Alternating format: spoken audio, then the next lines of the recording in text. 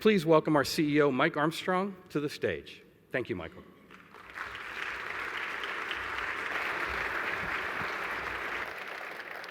Good morning, everyone.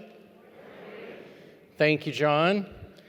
It's great to be with all of you and more of you today than we saw yesterday. So shake off the airport delay tension and the long ride in and relax. I hope that we have a lot of time to interact with each other in the coming hours. So let's get right to it. I want to talk to you this morning about seeing the bigger picture. I think a lot of these meetings are designed to make sure that you, as our member board members, are coming along with us on this journey, and it doesn't feel like there's this gap between what we're doing at the staff and board level versus what you're seeing at the member board level. So throughout this meeting, you're going to hear from leadership about a common vision for this organization. But to pursue and to achieve that vision, we must be mindful of the needs of all of you, our member boards, and our customers through the lens of this larger and larger nonprofit corporate business that we call NCARB. So seeing and appreciating each individual piece of the puzzle will help us put together the bigger picture. So this morning I'm going to take you through those pieces so we can see this bigger picture together. As a staff, we know that going further isn't always about the big things. It's the little moments, the small changes that sustain our forward momentum. So NCARB is really on a journey of consistent, sustainable change. And we're starting to see the rippling effects of those changes throughout our various communities that we serve. Foundational to those changes and the impact they're having is our community. And so I want to talk first about the communities we serve. In the past year, we hit a new high of 125,000 record holders. This is a 6% increase compared to last year. To get to this new total, we are seeing growth in each facet of our community. Much of that growth is in the early candidate stages. More than 10,000 candidates started a new NCARB record in 2023. This is the highest number we've seen since having a record first became a requirement 15 years ago. The Future Architect pipeline is returning to full strength following the pandemic. Over 67,000 candidates kept their records active in 2023, and nearly 38,000 reported experience or took an exam or both in 2023. That's a 7% increase compared to the previous year. So clearly, there's a renewed interest in licensure. Plus, 36% of candidates who became inactive during the pandemic have come back into the licensure path, including 11% who have since earned their license. We had over 3,700 newly licensed architects in 2023. This is the highest number seen since the pandemic, 6% growth. And the pool of new architects is more diverse than ever.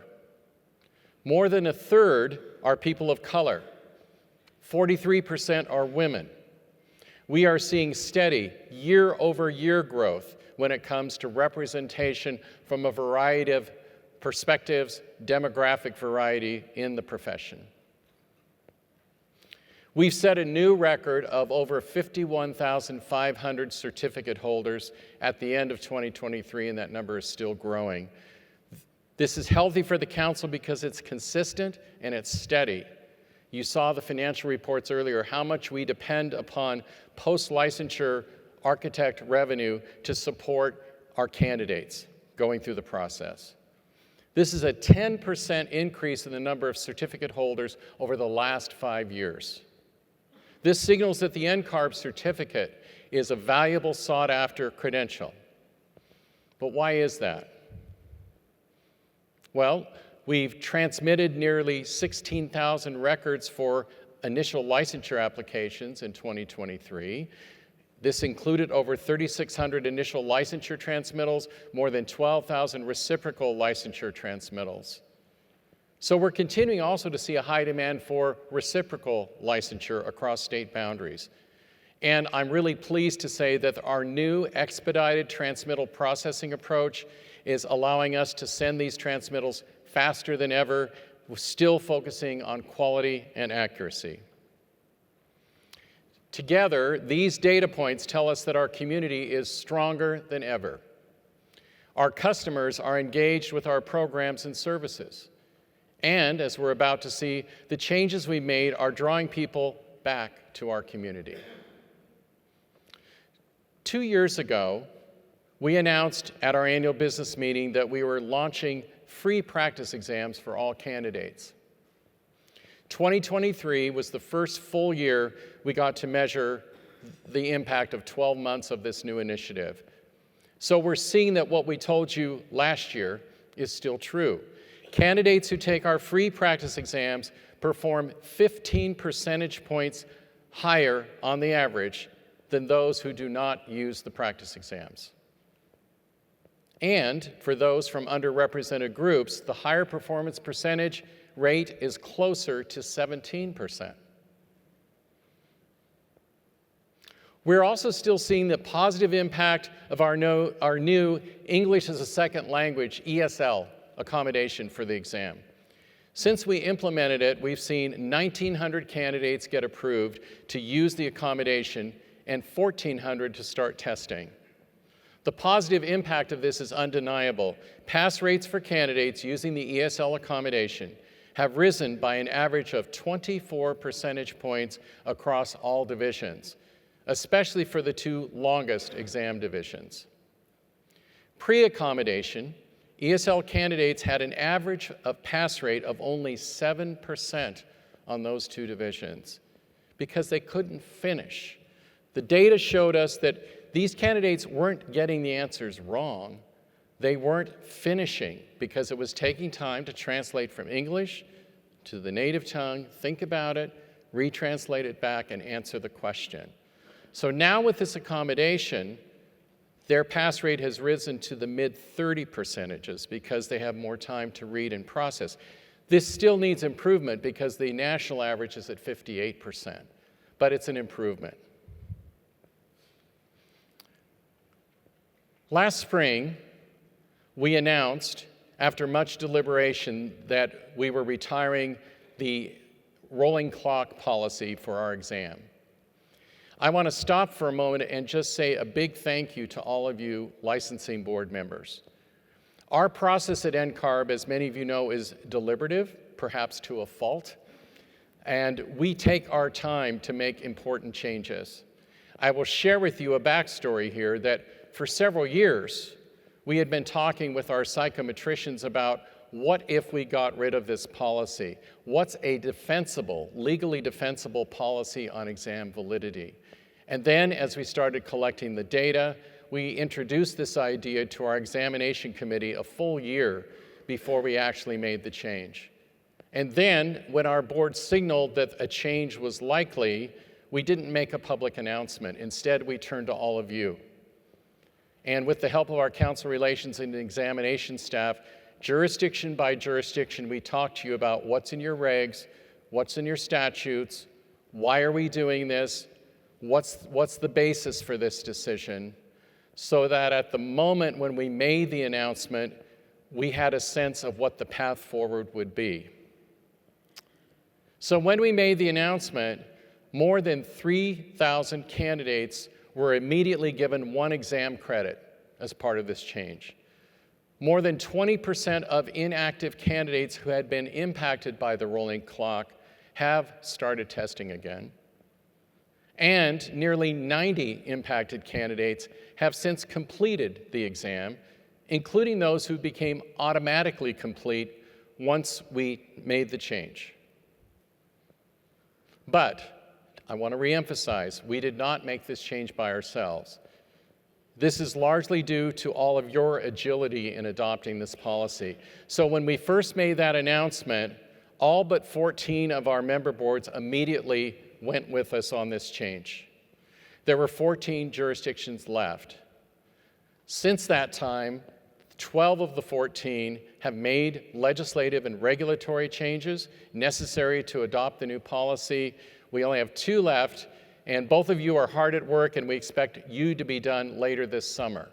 So we've been able to get this done in roughly a year plus. And again, I just want to tip my hat to all of you for being agile, for working with us behind the scenes, for being ready to step out smartly. I really appreciate your collaboration. Thank you.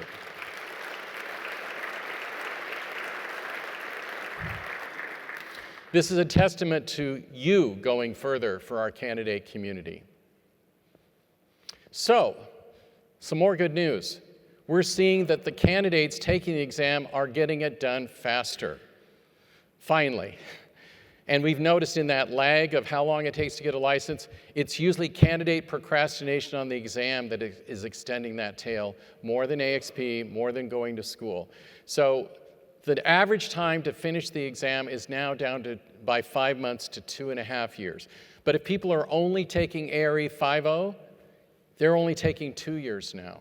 These are significant new milestones for the council, and it's due to hard work on everyone's behalf on how to make the exam more accessible, explain the exam better, and make sure that we're eliminating unnecessary impediments.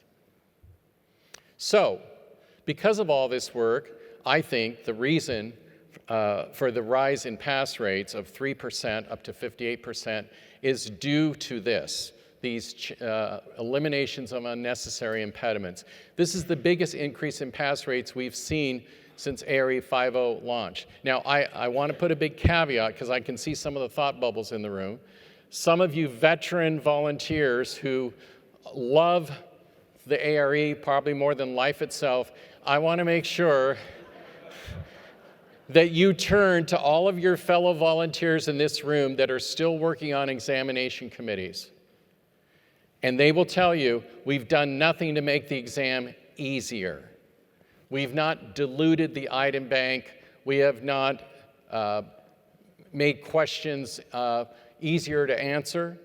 What we have done is we've expanded the ability to access the exam without these psychological and administrative and outdated barriers so that more people can come to us and pursue their license. So rigor is still there. Quality is still there, relevance is still there.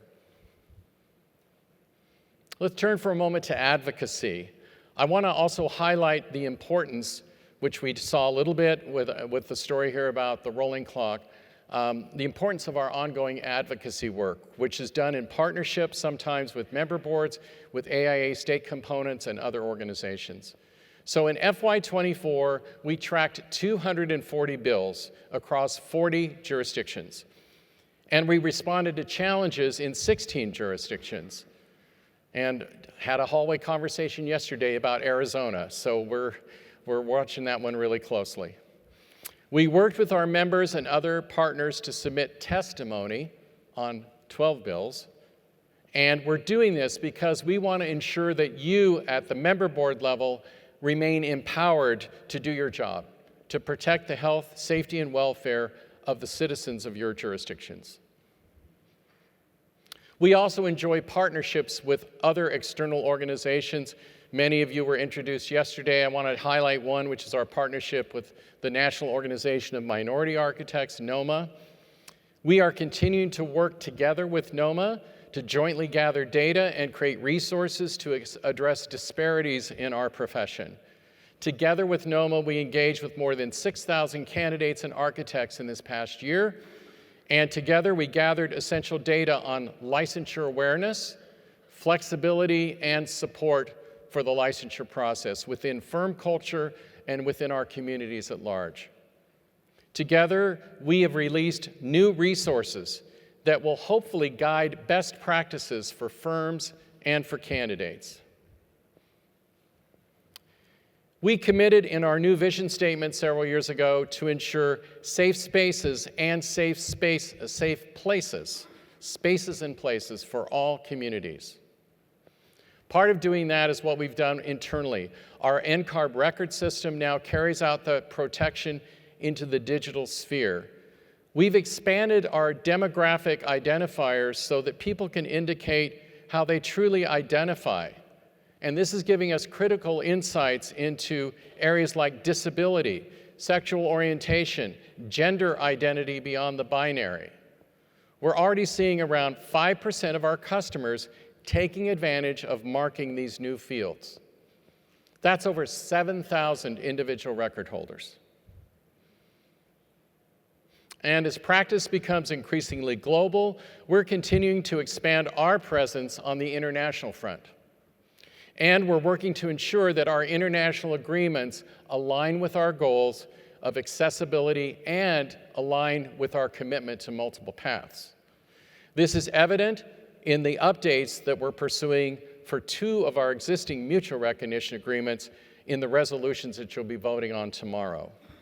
I want to share with you that we're also exploring agreements, potentially, with Costa Rica, South Africa, a new bilateral agreement with Mexico, and as well as updating and revising our current agreements with Canada and the United Kingdom. To better organize our efforts, we've combined several staff functions into a new international relations unit to take on the ongoing management and development of mutual recognition agreements, as well as coordinate the policies supporting foreign architects who are either interested in certification or licensure. The integrated path to architectural licensure. This past year, we've welcomed 2 more programs into the IPAL initiative.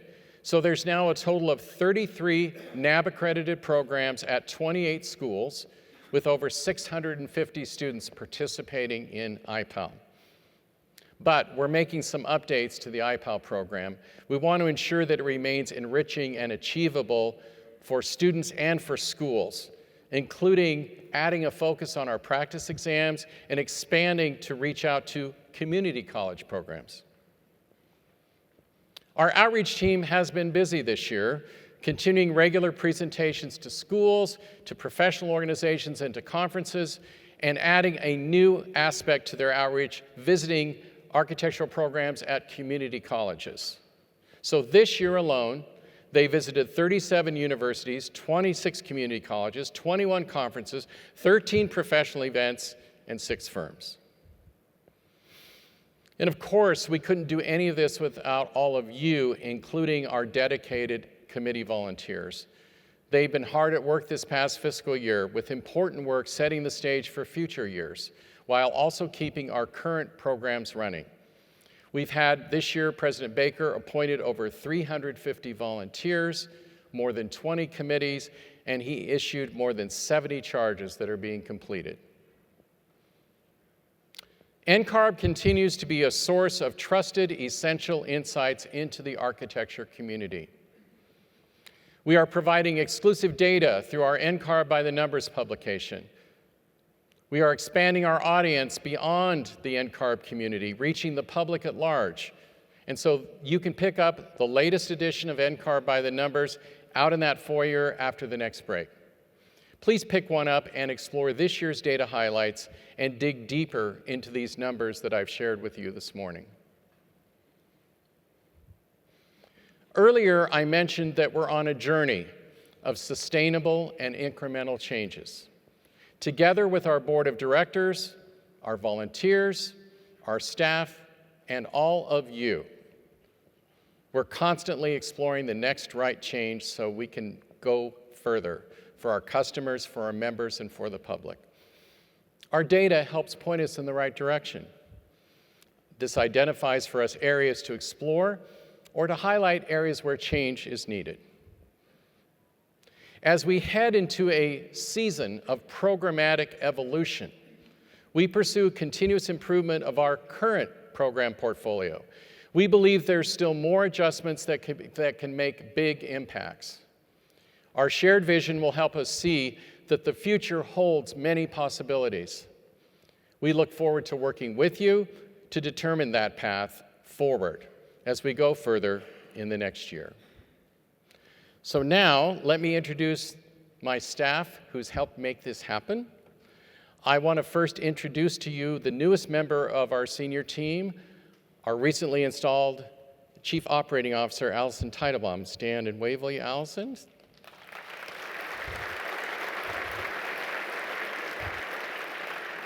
Please continue to make her feel welcome to her first NCARB annual business meeting.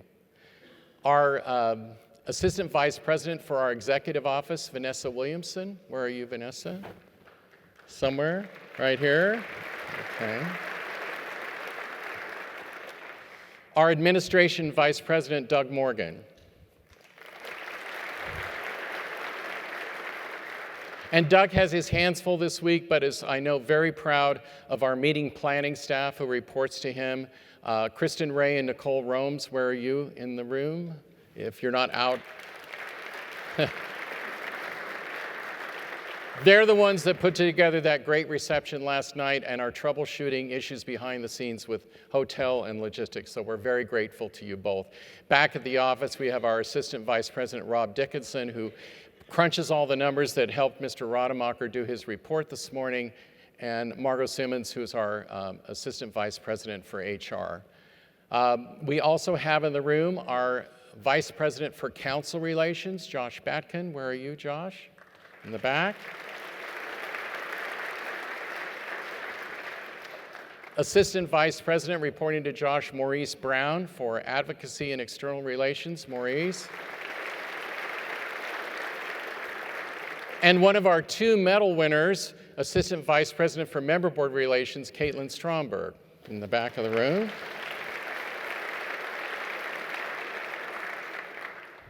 And also Pierre Bjornstead, who on the Council Relations staff. Where are you, Pierre? And also from Council Relations, Mulaney Prince. Where are you, Mulaney? Okay. Somewhere? Okay. Our Vice President for Customer Relations, Roxanne Alston.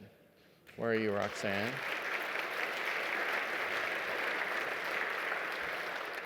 Another medalist this year, Katrina Humphrey, Assistant Vice President for Council Relations. Katrina. And another assistant for Vice President for Council Relations, Cassandra Walker. Cassandra, where are you? I'm blinded by these lights, so either you're afraid to stand up or you're not in the room. So, okay, all right. On the balcony, okay, high up there. I keep looking out here. Okay, great. Our Vice President for Marketing and Communications, who's also the overall czar of this annual business meeting, Andy McIntyre. Andy, you're somewhere.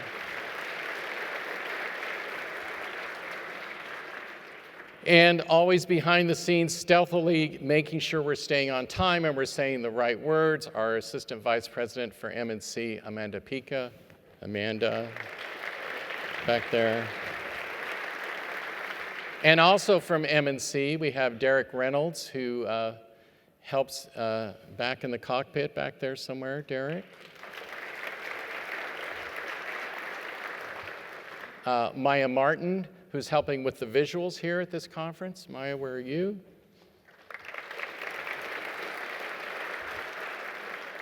Austin Constantino, he's the guy prancing around the balcony here, filming all of you all the time. Austin, where are you? Thank you. And Claire Hilton, this is her first annual business meeting. Where are you, Claire?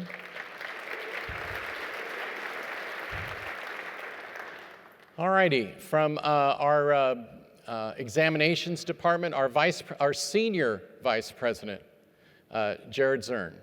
Jared.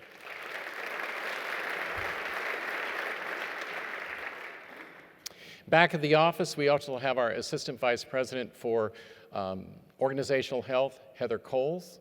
We also have Parisa Ilchi, Kunle Oloweye, and also Ruda Guzman from our information systems department. So hopefully they're watching online.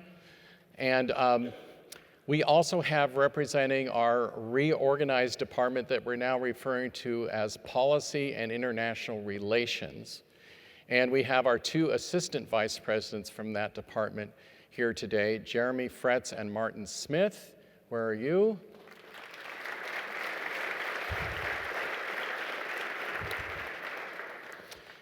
And I'm going to hold on one other name here for a moment. We also have from our Chief Strategy Officer, Guillermo Ortiz de Zarate. Where are you, Guillermo?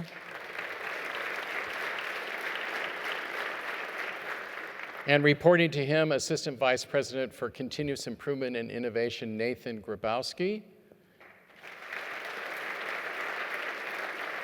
And back at the office, our Assistant Vice President for Data Analysis and Management, Catherine Bayless.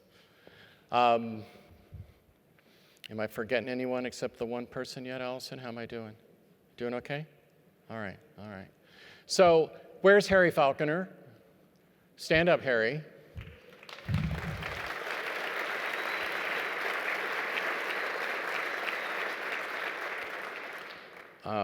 Harry has shared with a number of you that this is his last annual business meeting. And 2 years in a row now, I'm announcing dear people who've meant so much to our success as a council and to me personally that are choosing retirement. Gosh darn it. But we're sort of jealous. Harry is not only a fellow of the American Institute of Architects, he also has an honorary doctorate bestowed on him from the Boston Architectural College. We've elevated him to the title of senior architect.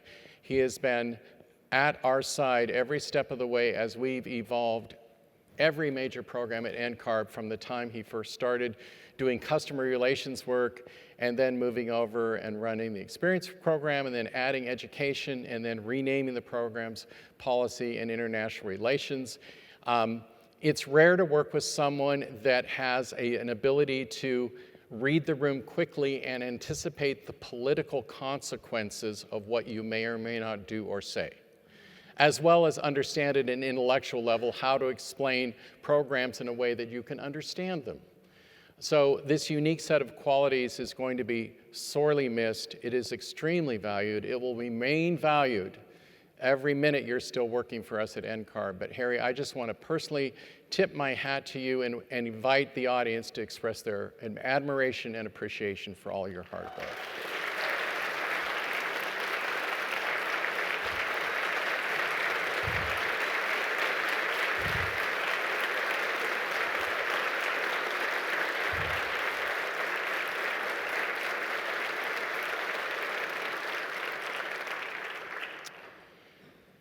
As I mentioned a moment ago, the new title is Policy and International Relations. So we've also moved Patricia Ramallo over from her other AVP position, and she is now the Assistant Vice President for International Relations. She's not here, but you can see her fingerprints everywhere on how we're growing in our international portfolio. All right, with that, I want to say thank you personally. This is my 13-year anniversary at NCARB. It feels like I just showed up yesterday. At least it feels that way to me. Some of you I know are tired of hearing me, but I still like you anyway. Thank you all very much for all of your support, and let's keep going further. Thank you.